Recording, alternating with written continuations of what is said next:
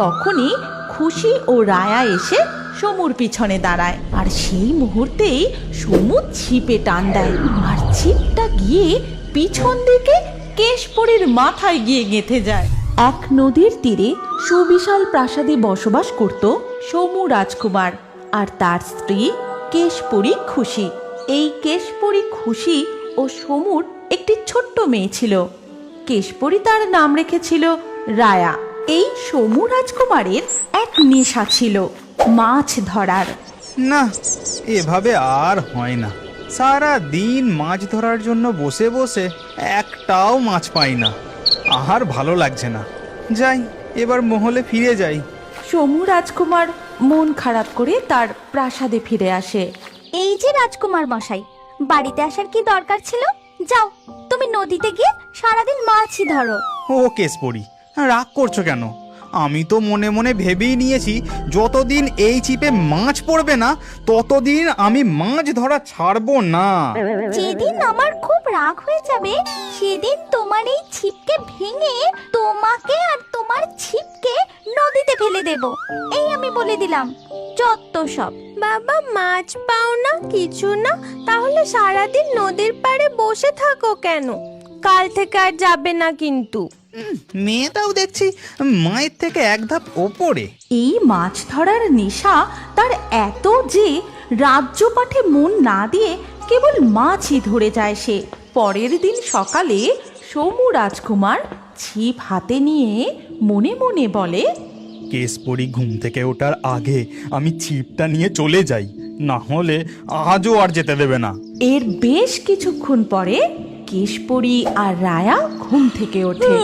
দেখ দেখ, তোর বাবার কাজ দেখ। মাছ ধরতে যেতে বারণ করেছি বলে ভোর ভোর উঠে চলে গেছে। সে যদি আজ মাছ না নিয়ে বাড়ি ফিরেছে না, তাকে আচ্ছা করে মজা দেখাবো। মা, তুমি আর রাগ করো না, চলো আমি আর তুমি গিয়ে বাবাকে নিয়ে আসি। ঠিক বলেছিস, দাঁড়া, কাজগুলো আগে গুছিয়ে নি, তারপর নদীর পাড়ে গিয়ে ছিপটা আজকে ভেঙে নদীতে ফেলেই আসবো। উফ, ক্লান্ত হয়ে গেছি। সারাদিন বসে বসে মাত্র একটা মাছ পেয়েছি। নদীর মাছেরা কি আমাকে দেখে পালায় নাকি? মনে হচ্ছে একটা মাছ ছিপে গেঁথেছে, এবার ওঠাই। ঠিক তখনই খুশি ও রায়া এসে সমুর পিছনে দাঁড়ায়। আর সেই মুহূর্তেই সমু ছিপে টান দেয়, আর ছিপটা গিয়ে পিছন দিকে কেশপরীর মাথায় গিয়ে গেঁথে যায়। কি হলো? ছিপটা পিছন থেকে আসছে না কেন? মরে গেলাম। আরে রাজকুমার, ছিপটা আমার মাথায় গেঁথেছে, তাহলে সামনে যাবে কিভাবে? আগে ছিপটা ছাড়াও। পিছন থেকে একটু সাড়া দিয়ে তো আসবে নাকি? এরপর সমু রাজকুমার ছিপের বড়শিটা বউয়ের মাথা থেকে ছাড়িয়ে নেয়। ভেবেছিলাম তোমাকে আর তোমার ছিপকে একসাথে নদীতে ফেলে দেব, তা না, ছিপে আমার কতগুলো চুল ছিঁড়ে গেল। দাও তো, দাও তোমার ছিপটা, আমি আগে নদীতে ফেলবো, তবে আমার শান্তি। দাঁড়াও কেশপরি, আর দুবার ছিপ ফেলবো। যদি মাছ না ওঠে তারপর না হয় এই ছিপটা ফেলেই দিও। ঠিক আছে, মনে রাখবে কিন্তু, শুধুই দুবার। কেশপরি, মনে হচ্ছে ছিপে মাছ গেঁথেছে। টান দেব? হ্যাঁ হ্যাঁ, তাড়াতাড়ি তাড়াতাড়ি করো। দেখো কেশপরি, কত বড় মাছ উঠেছে। দাঁড়াও, আর একবার ফেলি। কেশপরি, আবার মনে হচ্ছে একটা বড় মাছ গেঁথেছে। টানো টানো, ছিপটা টেনে ওঠাও উপরে। বাবা, দেখেছো আমি আর মা কত লক্ষ্মীমন্ত, যেই আমরা এসেছি আর বারে বারে ছিপে মাছ উঠছে। ঠিক বলেছিস মা, তোর বাবাটা একটা ঢেঁড়স। তুমি মাছ ধরতে থাকো, আমরা এখানেই বসছি। লক্ষ্মী, এটা আমার পরিশ্রমের ফল, বুঝেছিস? এরপর সমু রাজকুমার আরো অনেক মাছ ধরে। কি কপাল আমার, আজ কত মাছ পেলাম। মাছেরা মনে হচ্ছে আমার ছিপে ওঠার জন্য প্রতিযোগিতা করছে। দেখতে হবে না আজ কে এসেছে তোমার সাথে? তোমার বউ। যাই হোক, চলো আজ বাড়ি ফিরি, অনেক মাছ পেয়েছো, আর মাছ ধরতে হবে না। এরপর তারা তিনজনে বাড়ি ফিরে যায়। বাড়ি ফিরে কেশপরি ভালো করে মাছ রান্না করে। তারপর তিনজন মিলে দুপুরে একসাথে ভাত খেতে বসে। আহা, কেশপরি, মাছের কি স্বাদ গো! মনে হচ্ছে অমৃত খাচ্ছি। খা মা খা, আজ বেশি করে মাছ খা। কতদিন ধরে আমি মাছ ধরার চেষ্টা করে আজ সফল হয়েছি। পরের দিন সকালবেলা সমু রাজকুমার মাছ ধরতে বেরোনোর আগে তার বউকে বলে, কেশপরি, আমি নদীতে গেলাম, পারলে আজও একবার যেও। না, আজ গেলে হবে না, আজ আমার বাড়িতে অনেক কাজ। আচ্ছা ঠিক আছে, আমি তাহলে এবার এলাম। এরপর সমু রাজকুমার মাছ ধরার জন্য নদীতে চলে যায়। কাল কেশপরির চুল যতক্ষণ এই ছিপে জড়িয়ে ছিল ততক্ষণ পর্যন্ত মাছ পাচ্ছিলাম। আজ এই ছিপ থেকে চুল ছাড়িয়ে ছিপটা ফেলবো, দেখি মাছ পাই কিনা। তারপর সমু রাজকুমার চুল ছাড়িয়ে নিয়ে ছিপটা নদীতে ফেলে। না, ছিপ থেকে ওই চুল ছাড়িয়ে দেবার পর থেকে তো একটাও মাছ পাচ্ছি না। নিশ্চয়ই এর মধ্যে কোনো রহস্য লুকিয়ে আছে। এরপর সমু রাজকুমার প্রাসাদে ফিরে আসে। আরে কি হলো, আজ তাড়াতাড়ি বাড়ি চলে এলে যে? আজ শরীরটা ভালো লাগছে না। বলছি, চিরুনি দিয়ে যে চুল আঁচড়ানোর পর যে চুল উঠে যায়, তা দিয়ে তুমি কি করো? আমাকে কিছু তোমার উঠে যাওয়া চুল দিতে পারবে? ওমা, কেন? মাথার চুল দিয়ে কি করবে তুমি? আমি শুনেছি বাচ্চারা মাথার চুল বিক্রি করে লজেন্স কিনে খায়, তাই আমিও খাবো ভাবছি। বুড়ো বয়সে যে তোমার ভীমরতি ধরবে তা আগে জানলে এতদিনে যা চুল উঠেছে সব রেখে দিতাম, বুঝলে? কিছু উঠে যাওয়া চুল থাকলে দাও না গো। কেশপরি তার মাথা থেকে কয়েকটা ঝরে পড়া চুল সমু রাজকুমারের হাতে দেয়। এই নাও, লাগলে আমার পরে দেব, কেমন? যাও, এখন আমাকে আর বিরক্ত করো না। পরের দিন সকালবেলা সমু রাজকুমার মনে মনে ভাবে, না, আজ আর ছিপ নিয়ে যাব না, বরং এই জালটা নিয়ে যাই। জালেতে চুলটা বাঁধবো আর জাল ফেলে দেখি চুল দিয়ে কত মাছ ধরতে পারি। সমু রাজকুমার জাল নিয়ে নদীতে মাছ ধরতে চলে যায়। জালের মধ্যে তার বউয়ের চুলগুলোকে আটকে দেয়। দেখি আমি যেটা ভাবছি সেটা সত্যি কি না। কিছুক্ষণ পর জাল টেনে ওপরে তোলে। আরে, জালে কত মাছ! তাহলে এসব চুলের কেরামতি কি আছে এই চুলে? আমার বইয়ের মাথার চুলে নিশ্চয়ই কোনো জাদু আছে। এইভাবে সমু রাজকুমার খুশির মাথার চুল দিয়ে অনেক মাছ ধরে, আর এত মাছ হয়ে যায় যে কিছুটা রেখে বাকি মাছ সে গরিব জেলেদের বিলিয়ে দেয়। কেশপরি, ও কেশপরি, আমি তোমাকে কিছু দেখাতে চাই। তুমি কি যাবে আমার সাথে নদীতে? হ্যাঁ, যাব, কিন্তু আমি সাথে রায়াকেও নিয়ে যাব, আর ওখানে গিয়ে আমরা তিনজন মিলে খুব মজা করব। হ্যাঁ মা, খুব মজা করব। চলো চলো, আমরা তাড়াতাড়ি যাই। এরপর সমু রাজকুমার সঙ্গে চুল, জাল আর বউ মেয়েকে নিয়ে নদীতে যায়। কেশপরি, আমার মনে হয় তোমার চুলে কোনো জাদু আছে। তোমার চুল দিয়ে আমি জাল ফেললে বা ছিপ ফেললেই সাথে সাথেই তাতে মাছ পড়ে। পাগলের মতো এইসব কি বলছো? আমার চুলের জন্য মানে? তারপর সমু রাজকুমার হাসতে হাসতে জালের সাথে চুলটা বাঁধে। আরে, এটা কি করছো গো? জালে চুল কেন বাঁধছো? সমু রাজকুমার জলে জাল ফেলে আর সাথে সাথেই অনেক মাছ ওঠে। দেখেছো কেশপরি তোমার চুলের কেরামতি? এবার দেখো চুল ছাড়া জাল ফেললে কি হয়। কিন্তু সমু রাজকুমার চুল ছাড়া জাল জলে ফেললে একটাও মাছ পায় না। এবার দেখেছো তো জালে একটাও মাছ উঠলো না। আমি এতদিন তোমাকে কিছু বলিনি, এবার তুমি আমাকে সত্যি সত্যি বলো তো, তোমার চুলে কি রহস্য আছে যে চুল দিয়ে মাছ ধরলেই আমি এত মাছ পাই? সত্যি আমি তো কিছুই জানি না, জানলে তো তোমাকে অবশ্যই বলতাম। এমন সময় নদী থেকে নীল জলপরি উঠে আসে আর সে বলে, আমি জানি তোমার বউয়ের এই চুলের রহস্য, জানতে চাও তোমরা? ও, অবশ্যই নীল জলপরি, এই চুলের রহস্য কি? এই চুল দিয়ে আমি এত কেন মাছ পাই তা আমরা জানতে চাই। তোমার বউয়ের জন্মের পর থেকে মাথায় একটাও চুল ছিল না। তাই তার বাবা এক নাগরাজের কাছে যায়। নাগরাজ, আমার মেয়েটার জন্মের পর থেকে মাথায় একটাও চুল নেই। আমার মেয়েটার চুলের ব্যবস্থা করে দিন। ওই জঙ্গলের পাশে এক নদী আছে, ওই নদীর নীল জলপরির থেকে তার ঝরা আঁশ নিয়ে আসবি, তা দিয়ে তোর মেয়ের চুলের ব্যবস্থা আমি করে দেব। কেশপুরীর বাবা নদীর ধারে গিয়ে নীল জলপরীকে স্মরণ করতে থাকে। নীল জলপরি, তুমি উপরে এসো, তোমাকে যে আমার খুব দরকার। আমাকে বলো, তোমার কিসের দরকার? কি জন্য আমাকে ডাকলে? নীল জলপরি, আমার মেয়ের মাথায় কোনো চুল নেই, তোমার ঝরা আঁশ লাগবে, তাহলে আমার মেয়ের মাথার চুল গজাবে। দয়া করে আমায় দাও। তারপর নীল জলপরী জাদু করে কিছু ঝরে পড়া আঁশ তার হাতে দেয়। এই নাও আমার ঝরে পড়া আঁশ। আমার জন্য যদি তোমার মেয়ের চুল ফিরে পায় তবে আমি নিজেকে ধন্য মনে করব। আর হ্যাঁ, এই আঁশ দিয়ে যদি চুল বানানো হয় তবে সেই চুল দিয়ে তোমরা সারা জীবন মাছ ধরতে পারবে। ধন্যবাদ জলপরি, এখন আমরা আসি। এরপর কেশপুরীর বাবা নাগরাজের কাছে ফিরে যায় আর ওই ঝরে পড়া আঁশ নাগরাজকে দেয়। নাগরাজ তার জাদু দ্বারা ওই আঁশ দিয়ে কেশপুরীর মাথায় চুল বানিয়ে দেয়। এই হলো তোমার বউয়ের চুলের আসল রহস্য।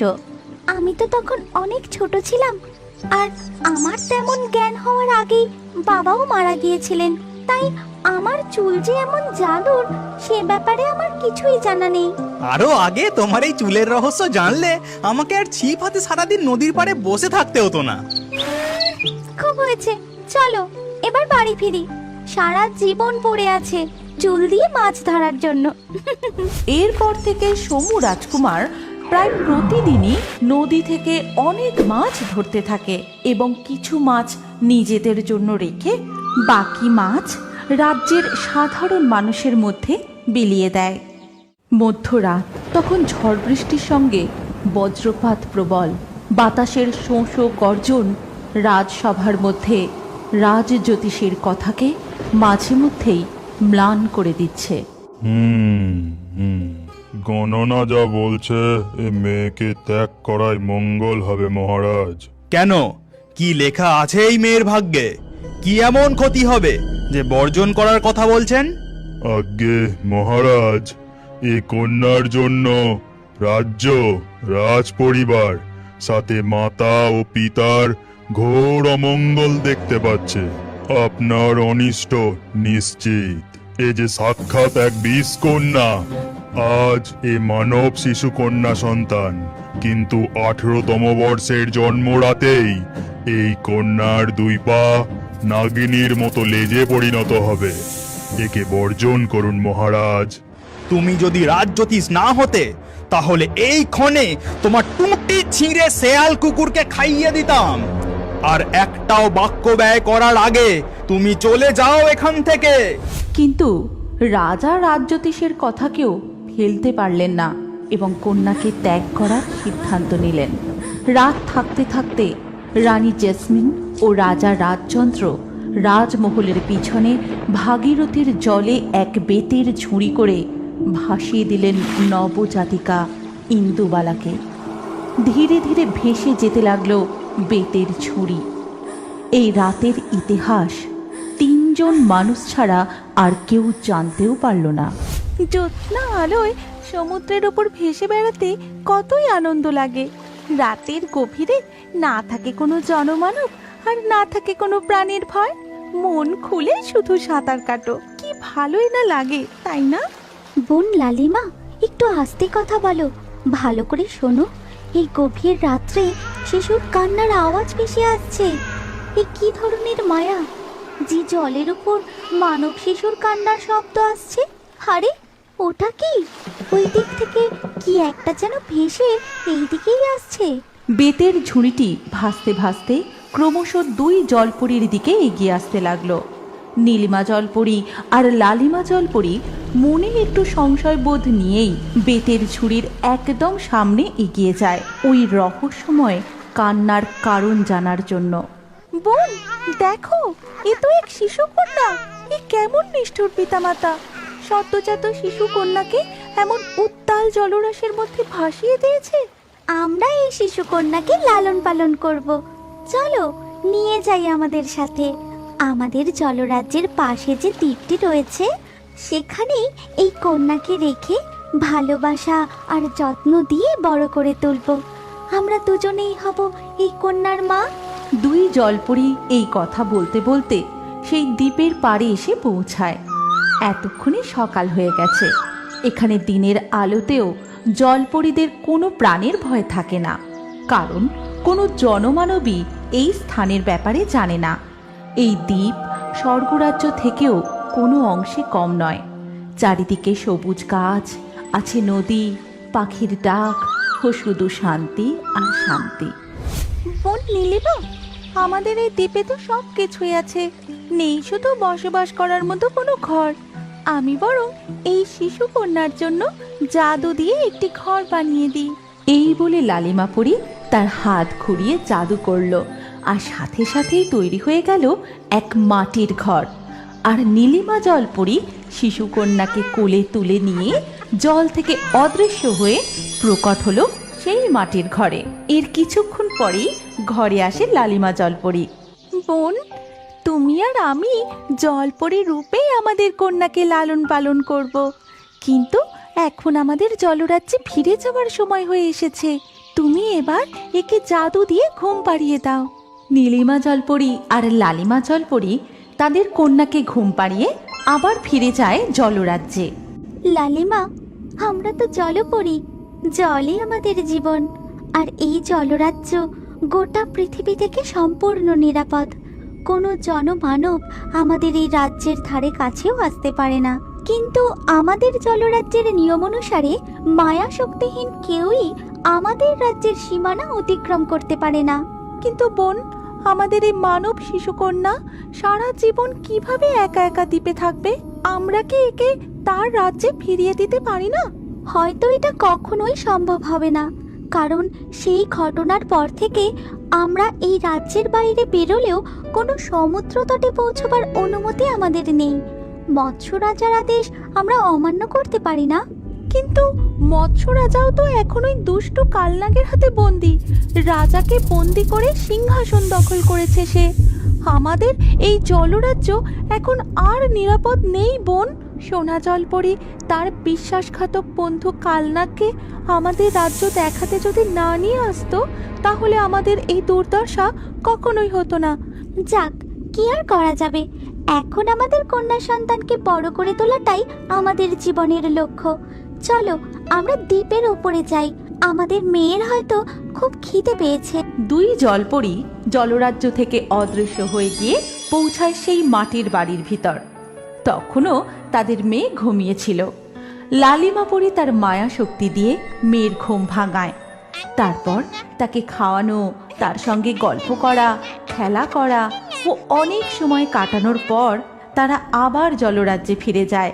আর এইভাবেই কেটে যায় বেশ কিছু বছর। আর আজ তাদের কন্যার 18তম জন্মদিন। বোন, আজ না আমার খুব আনন্দ হচ্ছে। আমাদের মেয়ের আজকে 18তম জন্মদিন। তাড়াতাড়ি চলো, আমরা আজ আমাদের মেয়ের জন্মদিনে খুব আনন্দ করব। নীলিমা পরী ও লালিমা পরী একসাথে দ্বীপে পৌঁছে তাদের মেয়েকে দেখে খুব ভয় পেয়ে যায়। তাদের মেয়ে আর মেয়ে নেই, সে হয়ে গেছে এক নাগিনী। তার পা দুটো অদৃশ্য হয়ে গিয়ে তৈরি হয়েছে এক প্রকাণ্ড সাপের লেজ।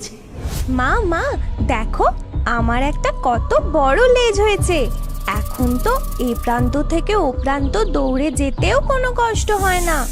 তোমরা তোমাদের জাদুর মায়া শক্তি দিয়ে আমার জন্মদিনে এটি উপহার দিয়েছো, তাই না? আমার এটি খুব পছন্দ হয়েছে। যাই, আমি একটু ওই জঙ্গল থেকে ঘুরে আসি। এ কি করে সম্ভব? এখন তো আমার খুব ভয় করছে। আমাদের মেয়ে যে ইচ্ছাধারী নাগিনে পরিণত হয়েছে। আমার মনে হয় এই কন্যার আসল বাবা মা তাদের কন্যার ভবিষ্যৎ এমন হবে জেনে তারা এই কন্যাকে নদীর জলে ভাসিয়ে দিয়েছিল। যাই হোক, আমাদের কন্যা যদি এখন সত্যি ইচ্ছাধারী নাগিনে পরিণত হয়, তাহলে তো জাদুর মায়া শক্তিও লাভ করেছে। নীলিমা, এখন আমি যেটা ভাবছি, তুমিও কি সেটাই ভাবছো? জঙ্গল থেকে ঘুরে মেয়ে তাদের কাছে ফিরে আসতেই দুই জলপরি তাকে তাদের রাজ্যের সমস্ত ঘটনা খুলে বলে। তারপর তিনজনে মিলে অদৃশ্য হয়ে জলরাজ্যে উপস্থিত হয়। এই মেয়ে এখন ইচ্ছাধারী নাগিনী, তাই জলের মধ্যেও জলপরীদের মতো শ্বাস প্রশ্বাস নিতে কোনো অসুবিধাই হচ্ছে না। একমাত্র তুমিই পারো এই দুষ্ট কালনাগের অত্যাচার থেকে আমাদের জলরাজ্যকে মুক্ত করতে। আমাদের জলদেবতা ও ইলেকট্রিক মাছ একসময় এই কালনাগকে উচিত শাস্তি দিয়ে জলরাজ্য থেকে তাড়িয়ে দিয়েছিল, কিন্তু আবারও এই দুষ্ট ফিরে এসে আমাদের রাজ্য দখল করেছে। তারপর থেকে আমরা আর যুদ্ধে জয়লাভ করতে পারিনি। ইচ্ছাধারী নাগিন কন্যা এগিয়ে যায় কাল নাগের দিকে আর তাকে যুদ্ধের আহ্বান জানায়। দুষ্ট কালনাগ, এক্ষুনি ত্যাগ কর এই রাজ্য। সবাইকে এই অত্যাচারের হাত থেকে মুক্তি দে, না হলে তোর বিনাশ আমার হাতেই হবে। আমার মতোই জীব আমি তো আগে কখনো দেখিনি। এই জলরাজ্যে কোথা থেকে এলো? তাহলে কি সত্যিই এই নাগিনী আমাকে বিনাশ করার রহস্য জানে? না না, এ হতেই পারে না। আমি জানি যে এই কালনাগের শক্তি কোথায় লুকিয়ে আছে। তবে এই নে দুষ্ট কালনাগ, আমি আমার পবিত্র জাদু শক্তি দিয়ে তোর বুকের কবচ ভেঙে দিলাম। নাগরাজের বুকের কবচ ভেঙে দিতেই সে একটি মানুষে পরিণত হয় আর জলের নিচে নিঃশ্বাস না নিতে পেরে সাঁতার কেটে সেই দ্বীপে গিয়ে পৌঁছায়। এই গল্পের পরবর্তী অংশে কি হতে চলেছে যদি তোমরা জানতে চাও, তা কমেন্ট করে জানাও। আর পিকস্টোন বাংলা চ্যানেলটি এক্ষুনি সাবস্ক্রাইব করে নাও। তুমি কি জানো আমাদের গল্পের মধ্যে তুমিও থাকতে পারো? কি করে? প্রথমে আমাদের পিকস্টোন চ্যানেলটি সাবস্ক্রাইব করো, তারপর তোমার নাম কমেন্টে লিখে দাও। লাকি ড্রয়ের মাধ্যমে তোমাদের নাম বেছে নেওয়া হবে। কার কার নাম দিয়ে আমাদের নতুন কার্টুন গল্প তৈরি হয়েছে সেটা দেখার জন্য স্ক্রিনের ওপর এই ভিডিও কার্ডে ক্লিক করো।